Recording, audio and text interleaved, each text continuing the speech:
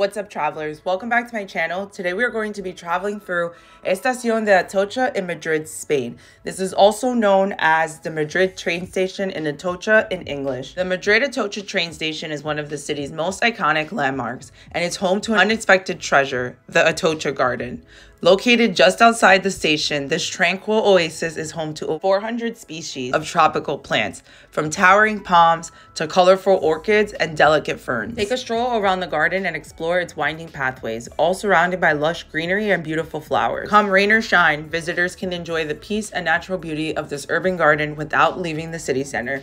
Whether you're after a break from sightseeing or just want to get away from it all, Atocha Garden in Madrid is an ideal place to relax and unwind. Let me know in the comments, would you visit this garden in Estación de Atocha?